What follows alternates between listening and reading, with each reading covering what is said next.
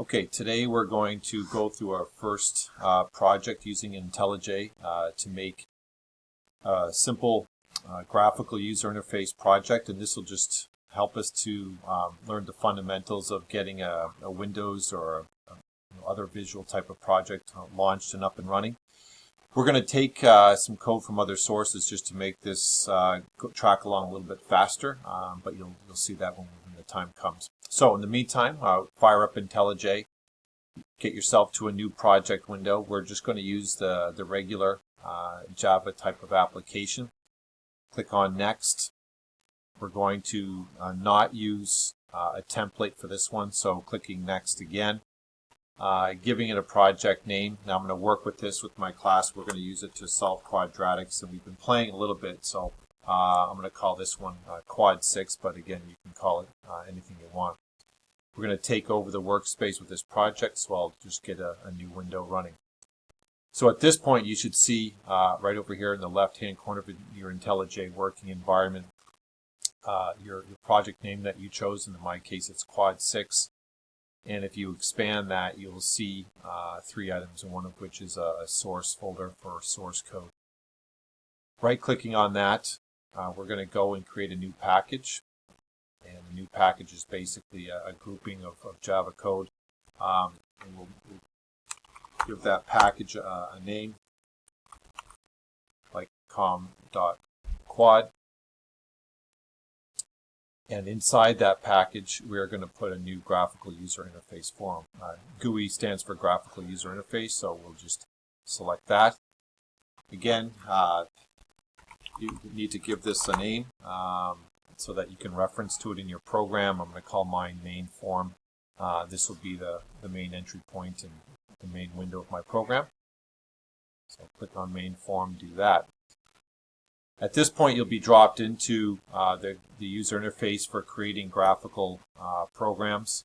On the extreme right-hand side, you'll see all the swing objects that you can use. And swing is simply a library that's been developed that has both graphical and coding definitions of these objects, like a button, for instance, or a panel or a radio button and that sort of thing, and a label. So right now, we have a generic form, which is the very outside of the Windows container. Then inside that, we have the panel, and this is the panel itself. And the panel is basically like a blank canvas that you can drop graphical objects onto and arrange them graphically, and then we add some coding to that later.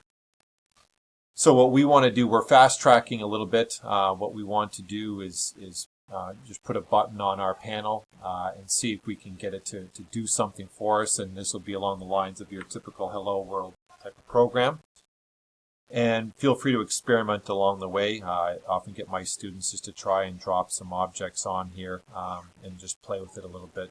But you can put a button on there. Notice that the default behavior is for the button just to stretch itself across the panel, and in some instances that might seem like a little odd.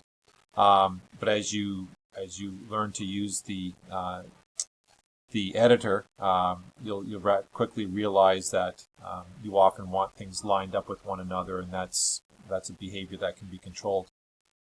When I clicked on the panel, you come down here, you can see Layout Manager, and right now our Layout Manager is the Grid Layout Manager. There are other Layout Managers, and again, Layout Manager is something that can govern how these objects are placed onto your panel, and what that will look like. And so that really comes with a little bit of experimentation, but we're going to accept the default Grid Layout Manager and deal with different layout managers in a different video. Okay, at this point, we put a button on there. We can notice that the button has a name called Button 1. We can call this anything. This could be called Button Go or Button Message, or we can just keep Button 1 for now. Also, you can notice that panel defaults into Panel 1. So there are different names that we can put on there. So in order to get this to go, notice that in the side, as we're playing with our graphical design area, in parallel, there's a class being built called main form. which is holding these objects. So we added a new button, and there it is. We added a panel, and there it is as well. So what to do when we want to get this button to actually do something, or what to do when we want to get this displayed. And at this point, I'm going to shortcut, and for my students know that this is, we're just going to get into our Whipple Hill environment, and I've clipped out in our graphical user interface topic some code called main GUI code, and you can simply get that and open that up, and you can just copy that and put that in your project. So I'm going to just copy that and come back, put that into my project, and right here, and put it inside the project right here. So paste that in. And so I've copied this from another project, so we're going to have to try and rename a few things that are in here. And right now, I've got a class that's being called app. I'm going to have to change that to main form. The description of what's going on here is, and also panel, I'm going to change that to panel 1. And so I am going to describe this more fully in other video series, but there are these 5 lines of code basically govern the creation and the opening of this project. And the public static void main, this main method is basically the entry point of this program. And so we'll need that to run. So if we go and we just run this as is, we go into the run menu and run this, we have to select main form to get this to run, and this will probably appear in the top right hand corner, and there it is. And it'll just have that button automatically squeezed into it. We can just drag this down here. So if we click this button, nothing happens. But this is a very bare bones project of getting a button to appear on a panel and then getting it to run. We're going to take one further step, and that is we're going to get some code in here so that when we click on that button, then it will actually activate and give us a little display. To that end, I'm going to quickly go through, go into my first GUI download area back in our course zone within Whipple Hill. Download this, and there's going to be some code right here that we're going to look at. Now, I'm not going to copy that code. I just want to draw your attention to it. We're going to come in and have some code that looks similar to that. Back to the main editing area.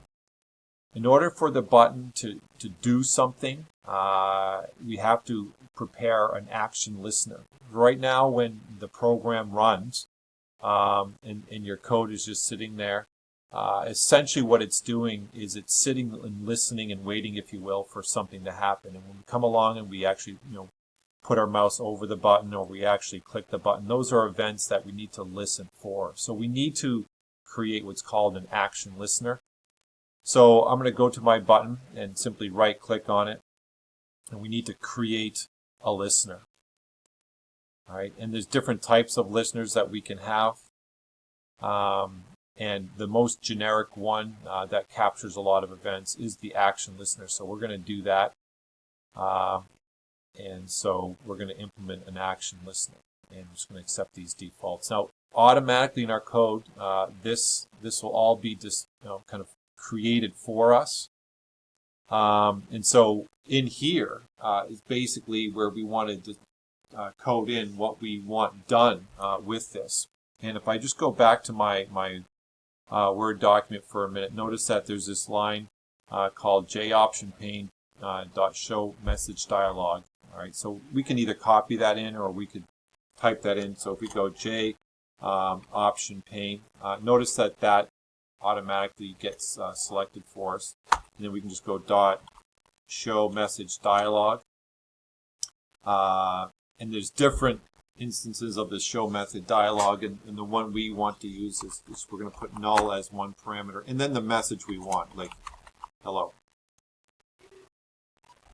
The null is what we call the context, and we can use that in case when we close this out, what it links back to. But that's, again, another discussion for another day. All we need to know is that this is going to display a window that says hello. So again, if we run this again, we're going to get our little window up here. We can click on it and our message comes up. And this is the J option pane going, and it says hello. And if we click OK, it just closes and it goes back to the button. And we can, of course, re-click it. It'll just keep doing that. And eventually, things will minimize, or we can exit the program. But you can enlarge it, and there's our button. Notice that our button automatically expands itself across the whole frame, and we can adjust that behavior as well. Anyway, this is the beginning of getting everything to go, and so hopefully that will work for you.